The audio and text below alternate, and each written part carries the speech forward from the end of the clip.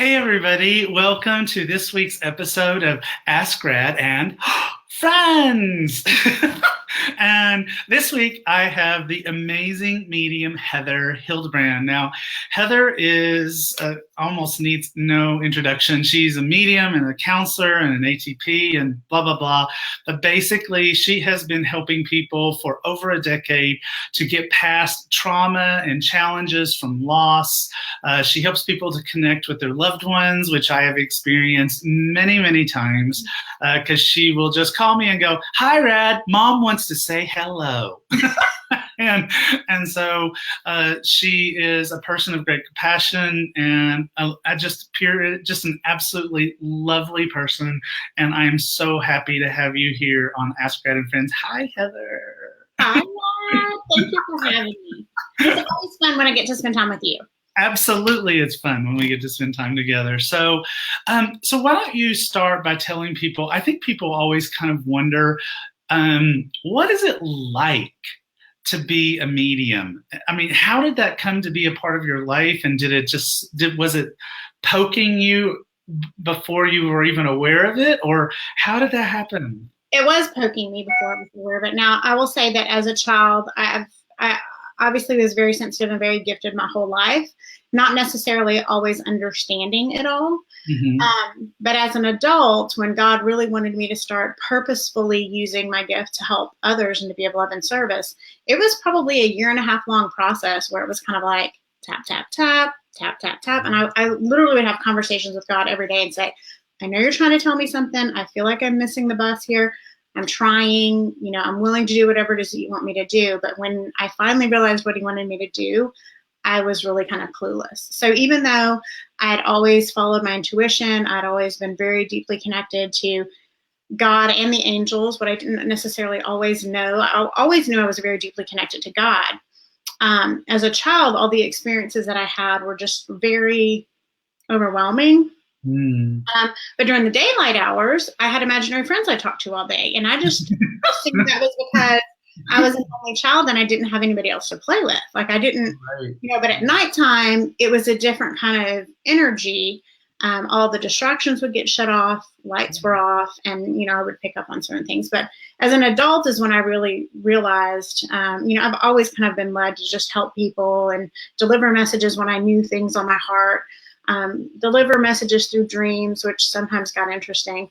But as an adult, when God led me down this path, quite honestly, when he told me you're supposed to talk to dead people, I was like, what? When my mom told me that her and my dad had been watching John Edward on TV, she's explaining to me that this man is talking to people who've crossed over. And I said, "Crossed over what? A bridge?" Like I literally was clueless. No, died. And I'm like, what? Like, what have you been watching? So it definitely is the probably biggest moment that I can think of in my life where I really had to utilize deep amount of faith, because it stretched me past a lot of comfort zones, but I couldn't see myself doing anything else, now. That makes me want to sort of circle back, because your parents were sitting watching John Edwards, and so that had to have been like in essence a relief when you found. Was that a relief when you found out you were going to do this? That, oh well, my parents are at least aware of this and it's not going to whack them out too much. So here's the thing. My dad, I think, had found the program. And when my mom finally got to tell the story to me, because she had tried to tell me months prior and we got interrupted. Dalton was little and he was running around. I had to go chase him. But when we actually got to have that whole conversation was after my dad had passed. It was like shortly after my dad had passed. So it made me think, like, what was he doing? What was he watching? And it made me go search out this John Edward and watch it. Because my mom, I said, "Where are you seeing this on TV?" And she goes, "I don't know what number it is, but it's on the Sci-Fi Channel." And I was like, well, that ought to tell you something. It's on the Sci-Fi Channel. But when I went and I watched the program, using all of my intuition, knowing I would know if this guy was, scamming people, I knew that he was really genuine. And so it really opened up a whole world. And even though my mom had come to me with the information and God asked me to do that, I thought, man, I'm in the wrong part of the USA to be stepping out in that profession. You know, I said, okay, God, do I need to move to Austin? Do I need to move to California? He's like, if I needed you there, I'd have you there. This is where I need you. I need you here. And so that is, you know, I've never been the type of person to worry about what other people think of me. That is probably the first time that I struggled with a little bit of that, and not as much for myself, but more as like, how's my husband going to be affected by this? How would my children be affected by this? And even though my mom was the one that originally told me about it, I thought she's going to think I've lost my mind too. But here I am. Well, obviously, without naming 17 years later. Obviously, without naming names. I mean, what has been for you? Is there a particular experience as being a medium that is the one you remember where you were like, wow, that made a difference? Or are there just too many? Oh gosh, there's so many. Yeah. I'm glad you admitted it. Well, this is one of the stories that I feel like, because oftentimes they will come back and visit me 2 years after I've met with a client in dream time, and I have to go back and try to research. Is that okay? Is that okay? I really, I mean, I don't mind. I mean, it's not like it happens so much that it's super intrusive. Okay. But this one time in particular, I actually was in California doing a mediumship class because I felt like if God wanted me to do this, even though I'd been doing it for a couple of years, that I should be like certified, or, you know, I should have some legitimacy behind what I was doing. And during that class, I was picking up on a lot of energies. And one of the things that I learned in that class was, oh, it's really important to make sure you're trying to connect people for people who are in the room, not just anybody. Because I got a lot of very clear information from this one boy. He would lace his shoes backwards. He showed me a specific car. There were all this information. So I went home that night from the class feeling guilty that how am I going to find who he's trying to get this message to? Yeah. Fast forward, when I get home, I had offered my services to a group of people through the Compassionate Friends program, which is parents of deceased children.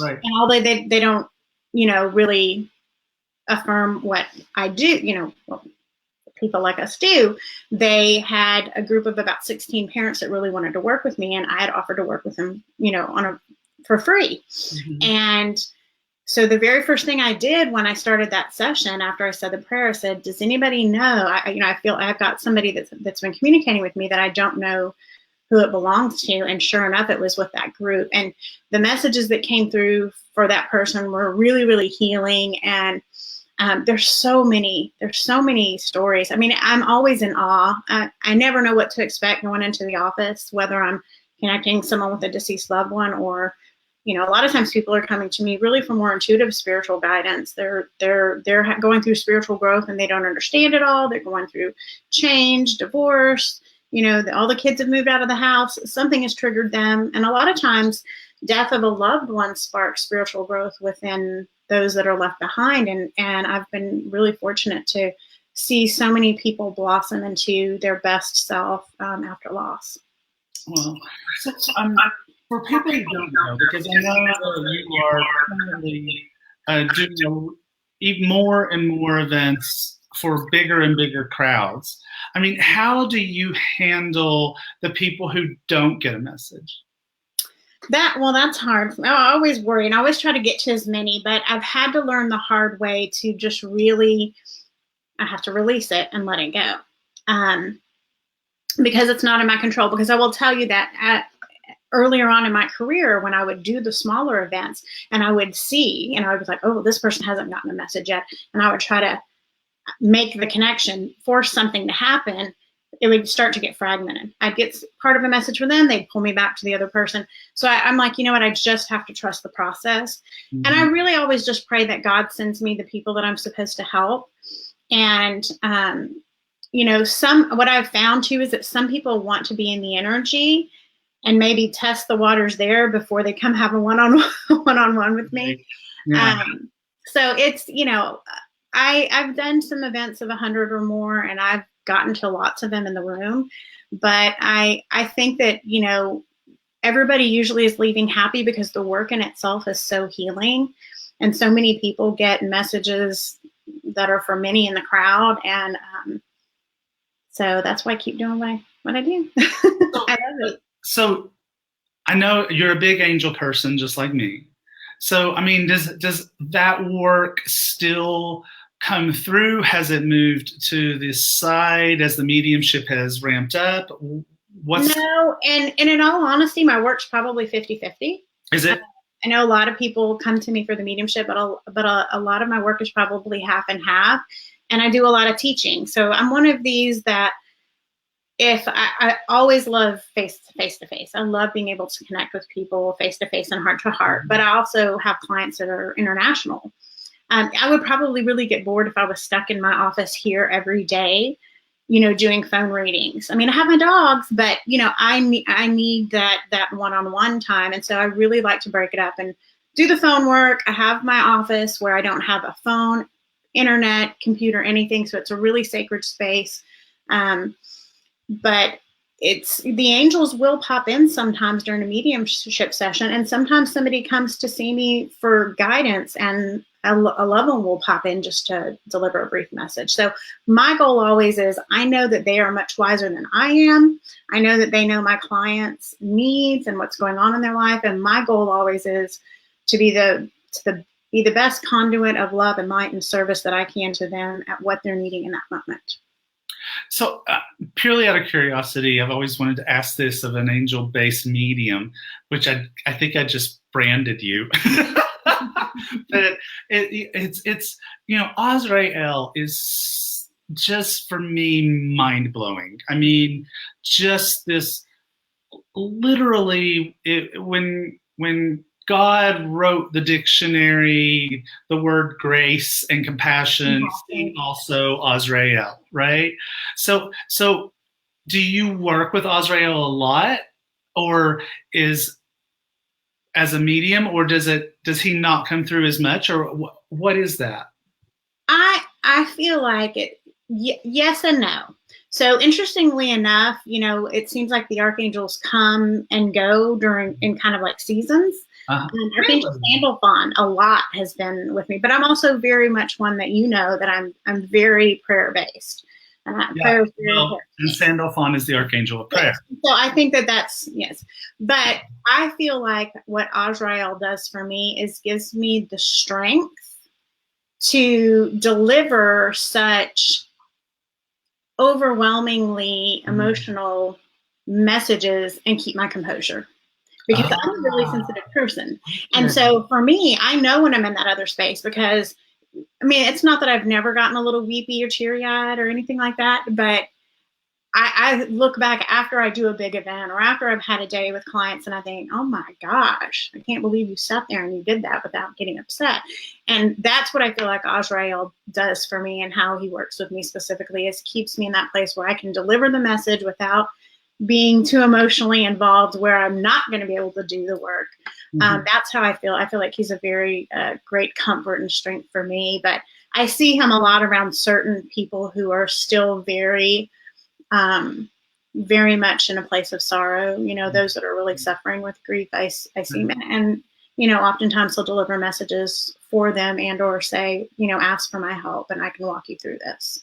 Well, I mean, I can say from personal experience, ain't nobody can pray like Heather Hildebrand. Ain't nobody. You have the market corner, girl. And it's something that I'm actually, one night they woke me up in the middle of the night and I channeled 27 pages worth of information on prayer. So I don't know what that's going to evolve into, but I bartered with him. I'm like, can you help me remember this in the morning? And they're like, no, get up now. So it's on my desk in one of my folders of. It's not fair. That's just not. I don't sleep at all. It's so good. You know how it works. No, I do. The blow dryer angels are coming through again. They have a message for you. I just last week I got up at 3:00 in the morning, and you know, and it's just like there's something about that time, and if once you're up, it's like the creativity, the connection, the link, all of it is so vibrant. And I literally finished my next manuscript between that 3 o'clock in the morning and the time Lee got up at 8 o'clock. I finished. Yeah. And that's when they can connect with us the greatest and the most, is when we're not going to have the distractions. And I tell people that all the time. If you're driving in the car, if you're showering, if you're in the bathroom brushing your teeth, blow drying your hair, you can't be multitasking. No one's around you. That's when they can give you those little hello moments where the light bulb and the antennas go up. I'm really good at it. So Heather, tell people where they can find you. So you can find me at heatherhildebrand.com, HeatherHildebrand. I've got a lot of great stuff over there. You can sign up for my newsletter and get a little free gift when you do that, and go to my events page because I've got a lot of stuff coming up. Yeah. Yes. My last evening was Spirit for the end of the year, and I've got 2 really great online courses that are starting at the beginning of the year. One on embracing your spiritual career and talking about all the things that nobody talks about, and a mediumship development course in February. So, Certified Angel Tarot readers, did you hear that? Pay attention to that for one. the certified Angel Tarot readers, you can use the coupon code MAGIC on all 3 of those things that are on my event page to get discounts specifically for y'all. Oh, well, we'll be posting that. Did you hear that, kids? Special stuff for us, for you guys. And So, with the energy lately, with November, one of the things that I just did that I've never done, I've always done hour sessions. I have a 30-minute, I was guided to do a 30-minute tune-ups for people at a special price. So right now, for a very short time, I'm opening up 30-minute readings for a reduced rate. excellent. So guys, also just want to remind you that my next book, The Magical Thing, Compendium of Magical Things, is coming out December 4th. So your opportunity to get a bunch of free gifts is almost over. There will be a link in this video, or you can find it on my page. And Heather contributed a story about communicating with angels that is actually in the Compendium of Magical Things. That's right. That is going to be the Bible for everyone to go to. For all things. It is. You know that. And can I tell you one thing? One of my clients, I teach classes usually in person once a month.